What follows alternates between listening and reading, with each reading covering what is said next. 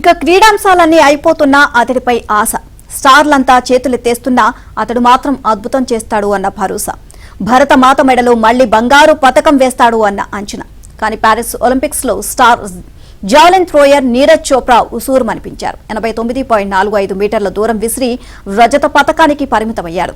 ఈ ఒలింపిక్స్ లో భారత్ కు ఇదే తొలి రజతం. పాకిస్తాన్ జావెలిన్ థ్రోయర్ నదీం రికార్డు స్థాయిలో 92.97 మీటర్ల దూరం విసిరి స్వర్ణం సాధించాడు.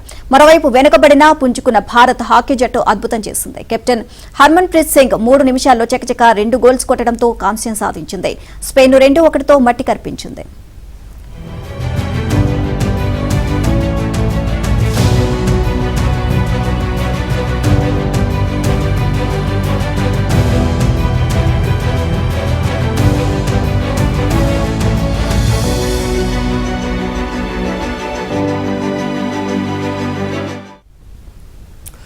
భారత పతకాల పట్టికలో తొలిసారిగా రజతం చేరింది. జావెలిన్ త్రో ఫైనల్లో స్టార్ అథ్లెట్ నీరజ్ చోప్రా 2వ స్థానంలో నిలిచాడు.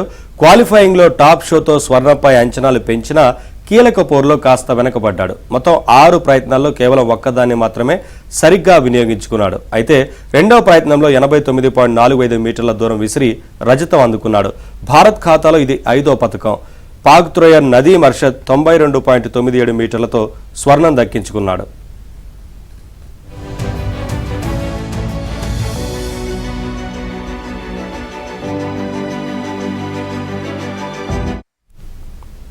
క్వాలిఫికేషన్ లో అందరికన్నా బెస్ట్ గా నీరజ్ చోప్రా 89.34 మీటర్ల దూరం జావెలిన్ విసిరాడు. దీంతో క్రీడాభిమానులంతా నీరజ్ పై మరింత అంచనాలు పెంచేసుకున్నారు.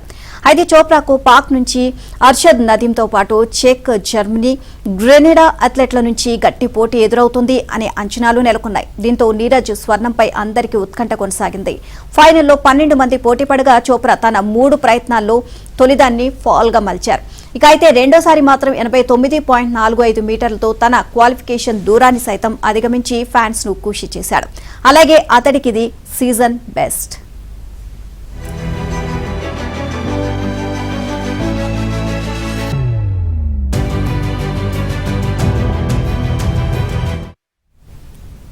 నీరజ్ కు ప్రధాన ప్రత్యర్థిగా ఉన్న నదీం అర్షద్ కూడా తొలి ప్రయత్నం ఫౌల్ గా ముగిసింది. కానీ రెండోసారి బల్లెం చేతపట్టిన అర్షద్ ఏకంగా 92.97 మీటర్ల దూరం విసిరి ఒలింపిక్ రికార్డుతో అదరగొట్టాడు. ఈ ఫీట్తో 2008లో 90.57 మీటర్ల దూరంతో ఆండ్రిస్ నెలకొల్పిన రికార్డు గల్లంతైంది. దీంతో ఈసారి స్వర్ణ విజేత ఎవరో అందరికీ అర్థమైపోయింది.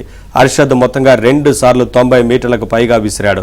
తొలి 3 ప్రయత్నాల తర్వాత పోటీల నుంచి 4 ఎలిమినేట్ కాగా మెడల కోసం 8 మంది మిగిలారు.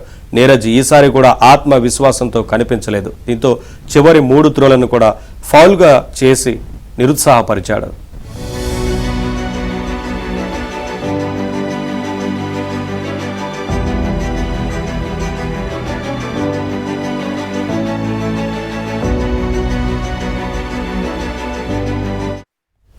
ఈసారి ఒలింపిక్స్ లో మనకు పక్కా పతకం, అది కూడా స్వర్ణం అని భారతీయులంతా నొక్కి చెప్పిన ఒకే ఒక్క ఈవెంట్ పురుషులు జావెలిన్ త్రో.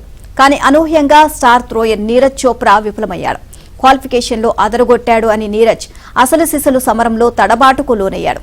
దాంతో రజత పథకంతోనే అతడు సంతృప్తి చెందాల్సి వచ్చింది. ఈసారి ఒలింపిక్స్ లో పసిడి పథకం కోసం కోట్లాది మంది భారతీయులు ఆశగా ఎదురు చూస్తున్న వేళ నీరజ్ ఫైనల్ బరిలో దిగాడు.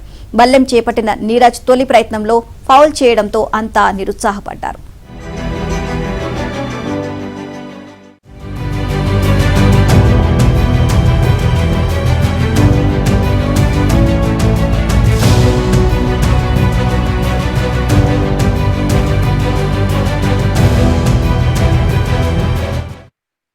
అయితే గత కొన్ని సీజన్లుగా అంతర్జాతీయ వేదికలపై అమోఘంగా రాణిస్తుండటంతో మిగిలిన 5 త్రోలలో నీరజ్ అద్భుతం చేస్తాడని ఆశించారు. ఇక రెండో యత్నంలో 89.45 మీటర్ల దూరం జావెలిన్ విసిరిన నీరజ్ మళ్లీ రేసులోకి వచ్చినట్లే కనిపించాడు. కానీ ఆపై అతడి ఫామ్ మరింత దిగజారింది. సరైన రనప్ అందుకోవడంలో విఫలమైన అతడు మిగిలిన 5 ప్రయత్నాలలో ఫౌల్స్ చేశాడు. దాంతో భారతీయులంతా నిరాశ చెందారు. అయితే 4 కాంస్యాలకే పరిమితమైన భారత్ను రజతంతో పట్టికలో ఒకంత మెరుగైన స్థితిలో నిలిపాడు.